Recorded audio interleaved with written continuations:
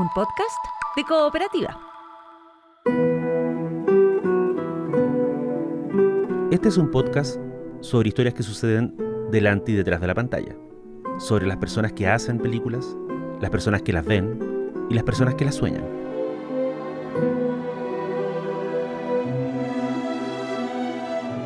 Soy Daniel Villalobos y esto es El Contador de Películas.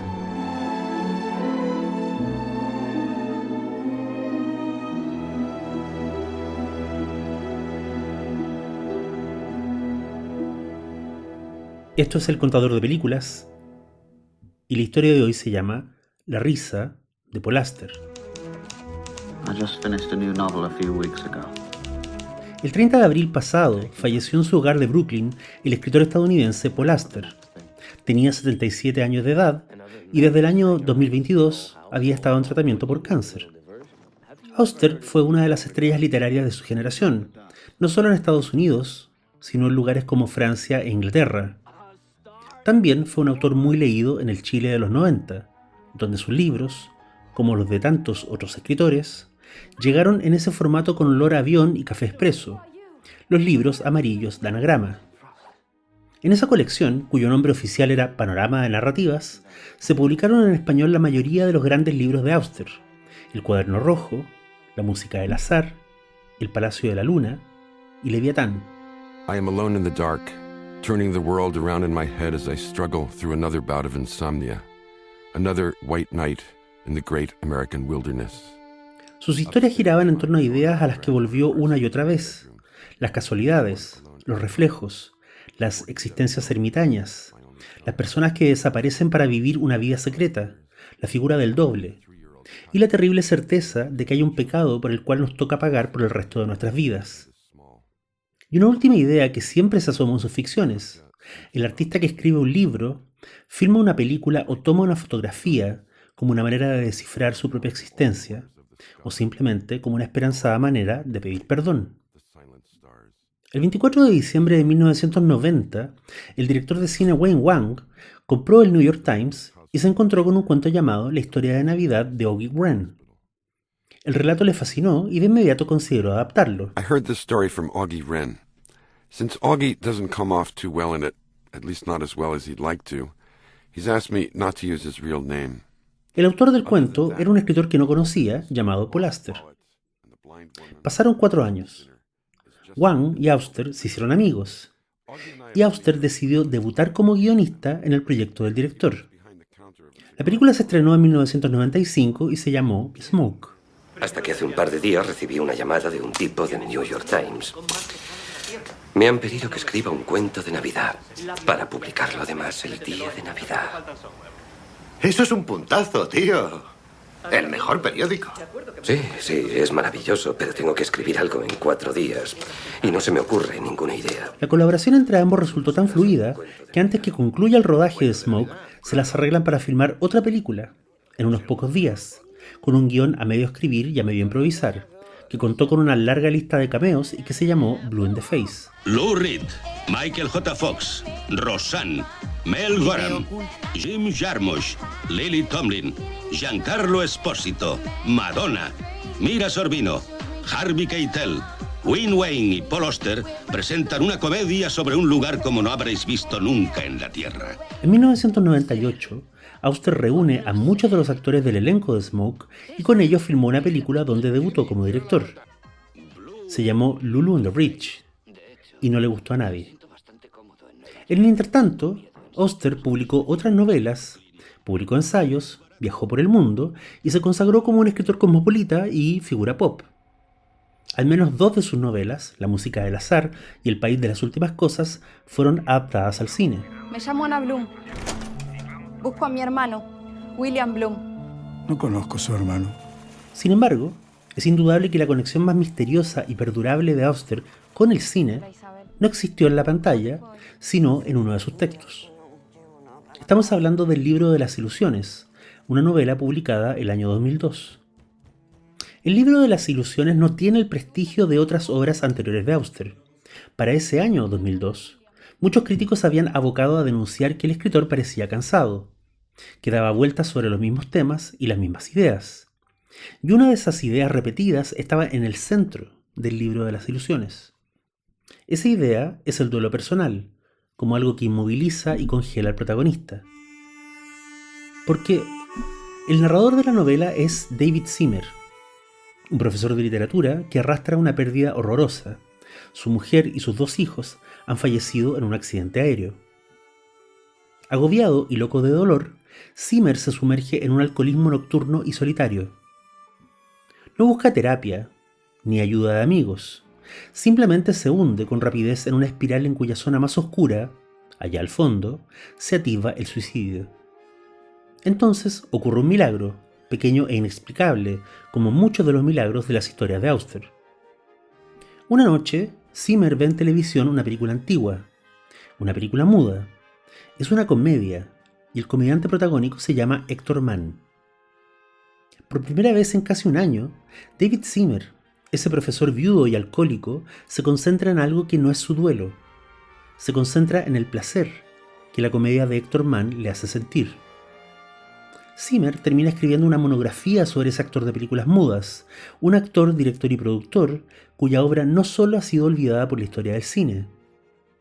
Además, encima de todo, Héctor Mann, director y comediante en alza en el Hollywood de oro, ha desaparecido un día de 1929 y se lo ha tragado la tierra. Se supone un suicidio o un asesinato, pero jamás encuentran su cuerpo. Mann es un fantasma, como lo son la mujer y los hijos muertos de David Zimmer. Pero a diferencia de ellos, Héctor Mann es abordable, es una figura lejana, susceptible por eso de ser mitificada y narrada. Zimmer hace el duelo escribiendo sobre Mann, publica su monografía acerca de este cineasta olvidado, y entonces, cuando ya ha puesto su energía en otro asunto y su duelo ha sido resuelto, recibe una carta. Es de una mujer que dice ser la esposa del exdirector, excomediante, ex estrella de Hollywood, Héctor Mann. La mujer le escribe a Zimmer que el protagonista de su monografía está vivo, pero muy viejo y muy enfermo, y que le gustaría conocerlo. La serie de acontecimientos que son gatillados por esa carta solo pueden salir en una novela de Paul Auster. Hay un secuestro, hay una mujer misteriosa y desesperada, hay un rancho en Nuevo México, y hay también una asombrosa revelación que conecta el libro con una vieja fantasía cinéfila. Porque lo que Zimmer descubre en su viaje a conocer a Héctor Mann, es decir, a conocer al maestro, al padre o a Dios, es que Mann nunca dejó de actuar y filmar, solo que lo hizo en secreto. Y lo que está en los archivos de ese rancho es la filmografía desconocida e inédita del último gran artista del cine mudo. La vieja fantasía cinéfila a la que me refiero es justamente esa: abrir un baúl en una casa de verano o comprar una lata de película en una feria y descubrir así la obra olvidada de algún viejo maestro del cine. El libro de las ilusiones, entre otras cosas, es una versión literaria, una versión Paul Auster, de ese mito, que por cierto precede al mundo del cine y viene desde la más oscura noche de la Edad Media. El manuscrito, el lienzo, la piedra roseta. El principio es siempre el mismo. Algo de inmenso valor sale a la luz tras décadas de olvido. Auster, por cierto, no es un gran cinéfilo. El artista de cine mudo que inventa para su novela es un cruce no muy solapado y no necesariamente afortunado de Chaplin y Buster Keaton. Y la figura del director agónico en un rancho tiene ecos que vienen desde John Ford hasta Nicolas Ray. Pero que sus alusiones a los modelos reales de sus personajes sean obvias no le quita mérito al libro. En particular, a un par de momentos que fueron los primeros que se me vinieron a la cabeza cuando leí en redes que Paul Auster había muerto. El primer momento es la certera descripción, milagrosa descripción, que hace de la experiencia de ver cine mudo hoy en día, en estos tiempos de internet, megapíxeles y sistemas de audio Dolby. Auster escribe: habían inventado una sintaxis de la mirada, una gramática de la cinética pura, y salvo por el vestuario, los coches y el anticuado mobiliario que aparecía en segundo plano, su obra no podía envejecer. Era pensamiento plasmado en acción, voluntad humana expresándose mediante el cuerpo humano, y por tanto era para siempre. En su mayoría, las comedias mudas no se habían molestado en contar historias. Eran como poemas, como interpretaciones de sueños, como intrincadas coreografías del espíritu, y al estar ya muertas, quizás a nosotros nos llegaban más profundamente que a los espectadores de su época. Las veíamos al otro lado de un gran abismo de olvido, y las mismas cosas que las separaban de nosotros eran en realidad las que las hacían tan fascinantes. El segundo momento que se me vino a la cabeza es, con justicia, una de las páginas más finas de Auster. Es el párrafo donde describe la risa de David Zimmer. Es la risa de un hombre que ha llorado tanto y ha sufrido tanto que ya no recuerda lo que la risa le hace a su cuerpo. El párrafo es un perfecto homenaje a la comedia cinematográfica, y recordarlo acá es una buena manera de homenajear a su vez al talento del fallecido y a la memoria de sus personajes. Auster escribe: así se me presentaban las cosas cuando Héctor Mann apareció inesperadamente en mi vida. Era la primera vez que me reía de algo desde junio, y cuando noté que aquel inesperado espasmo me subía por el pecho y cascabeleaba en mis pulmones, comprendí que aún no había tocado fondo, que en cierto modo todavía deseaba seguir viviendo. De principio a fin, no pudo haber durado más de unos segundos. Como risa, no fue especialmente estentórea ni sostenida, pero me pilló de sorpresa, y como no le opuse resistencia ni tampoco me sentí avergonzado de mí mismo por haber olvidado mi desgracia durante aquellos breves momentos en que Héctor Mann apareció en pantalla, me vi obligado a concluir que dentro de mí había algo que anteriormente no había imaginado, algo distinto de la pura y simple muerte. No estoy hablando de intuiciones vagas, ni de una patética nostalgia de lo que habría podido ser. Realicé un descubrimiento empático que llevaba consigo todo el peso de una prueba matemática. Si conservaba la capacidad de reír, es que no estaba completamente insensibilizado.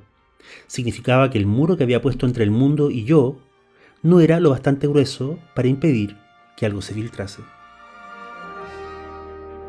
Soy Daniel Villalobos y esto fue El Contador de Películas. Hasta la próxima.